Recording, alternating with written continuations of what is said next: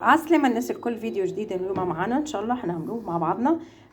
برشا متابعين طلبوا مني وصفة العجينة متاع الخبزة المحشية. دونك هوني اليوم قررت باش نعمل خبزة محشية بالبسطرمة. اللي ما يعرفش البسطرمة اللحمة المجففة. دونك اول حاجة خديت كيلو فرينة. دونك باش نضيف عليه مغرفة صغيرة ملح ونخليها على جنب كده، وناخذ نص كوبايه ميه. الميه لازم تكون فاتره، ما هيش بارده وما هيش سخونه. دونك هنضيف عليها مغرفه سكر نتاع اكل كبيره، ونضيف عليها مغرفه معناتها خميره نتاع خبز، ونحرك المكونات كلها مع بعضها. نغطي على الخميره عشان تخمر تقريبا 5 دقائق تكون حاضره.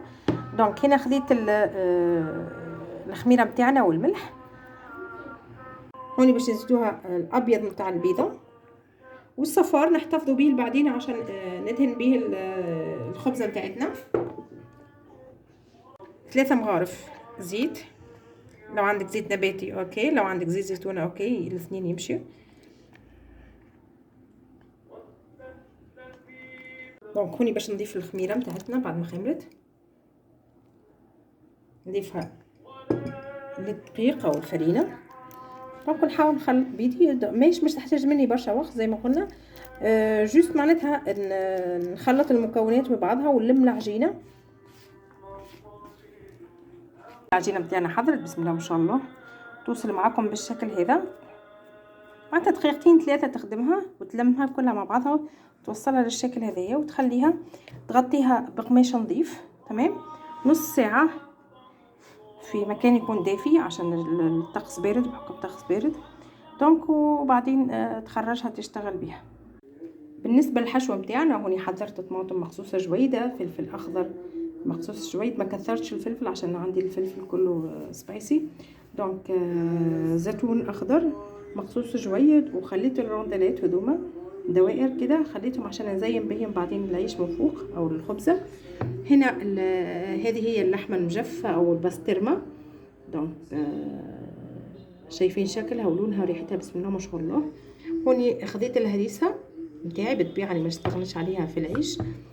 هوني الصفار بيضه، هوني جبنه مخلطه، دونك جبنه تركي على موتزاريلا، دونك وسمسم وحبه البركه عشان نزين بيهم الخبزه من فوق. دونك هذه هي المكونات. تنجموا تغيروا البسطرمه بالسكالوب، يعني صدر دجاج، او تحطوا لحمه مفرومه اللي انتم عايزين تعملوه. بس انا بصراحه ننصحكم بالبسطرمه عشان هي بالنسبه لي انا اكتشاف طعمتها ولا اروع. دونك هوني لاحظتوا اني انا كثرت في الطماطم عشان عندي البسطرمه حادقه او مالحه، وكمان الزيتون حادق، فهنا نكثر من الطماطم عشان يعدل لي الطعم او الجوم تاع الخبزه بعدين. العجينه بتاعنا بعد ما خمرت، شايفين بسم الله ما شاء الله حلوه جدا. دونك هناخدها نقسمها على 2. في البلون ترافاي بتاعنا باش نرشوا فرينه. تمام، وبعدين ناخذ النص الاول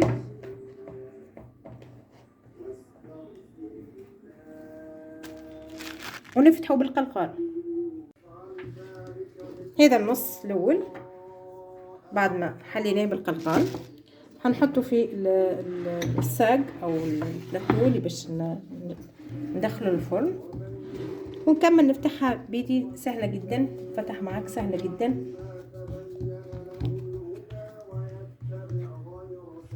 بعد ما فتحنا العجينه بتاعنا باش ناخذ هنا الهريسه وباش نحطها نوزعها كامل على العجينه. دونك اللي ما يحبش الهريسه بالطبيعه ما يحطش.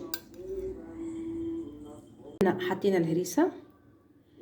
دونك هوني حنحط اللحمه المجففه باش نحط على طبقتين. الطبقه الاولى دونك نوزعها على كامل العجينه بتاعتي.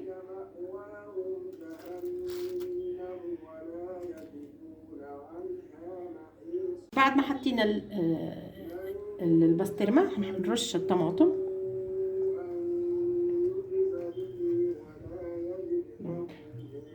نحط الطماطم، نحط كمان فلفل،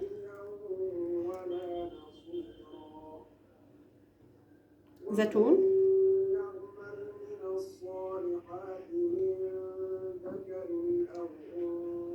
ونعاود نعمل طبقة ثانية بسطرمة. دونك هوني الخبزة متاعنا مشخشخة بسم الله ما شاء الله. هوني باش نكمل رش الطماطم اللي عندي كلها والفلفل والزيتون. نحاول نوزع على كل العجينة متساوية.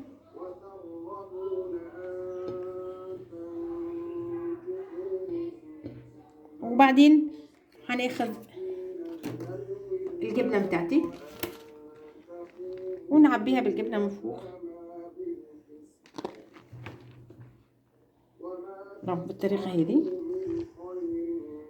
جربوها ما تندموش، اللي جربها يعاود يعملها تاني من طعمتها ومن بنتها، والولاد هيحبوها جدا جدا. دونك هنا شخشختها بالجبنة.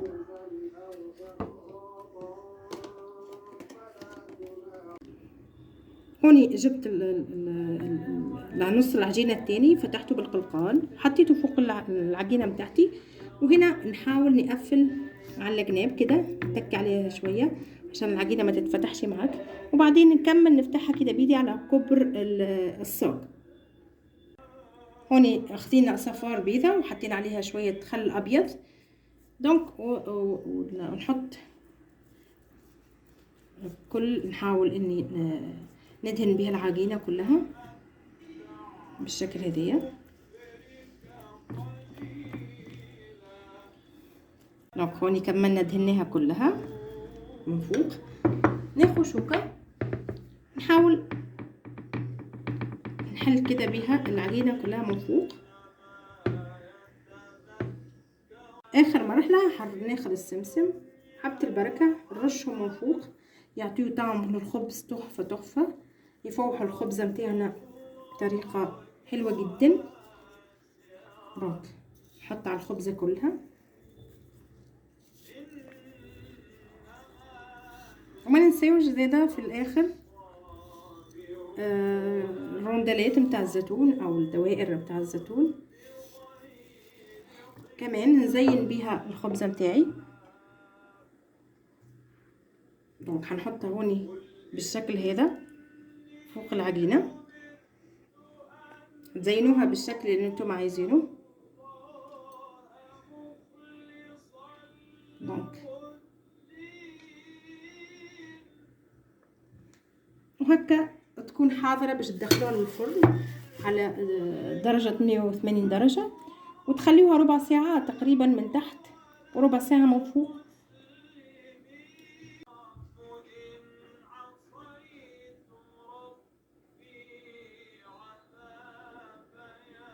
اخر حاجة هوني بقى عندي موتزاريلا وجبنة تركي، كملت حطيتها على الخبزة من فوق.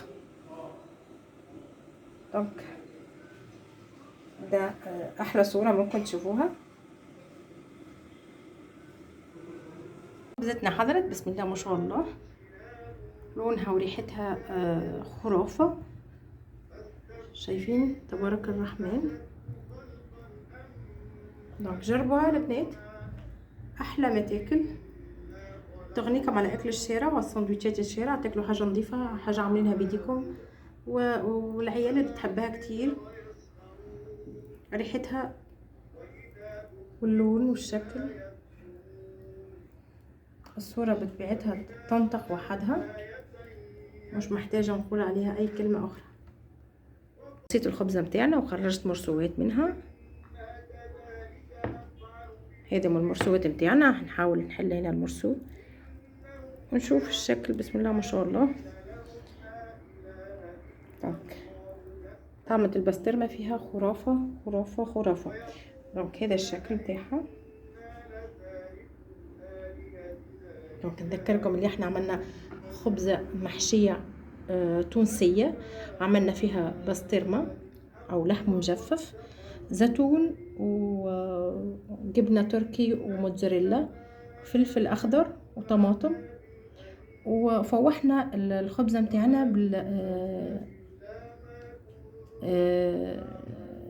بحبة البركة والسمسم. دونك هذوما يفوحوا الخبزة متاعنا حلوة جدا. ما تنسوش الاشتراك في الفيديو والتعليق متاعكم واللايك والجيم الحلوين زيكم. في اخر الفيديو نتمنى لكم اسعد الاوقات، وان شاء الله نتقابلوا في فيديو اخر.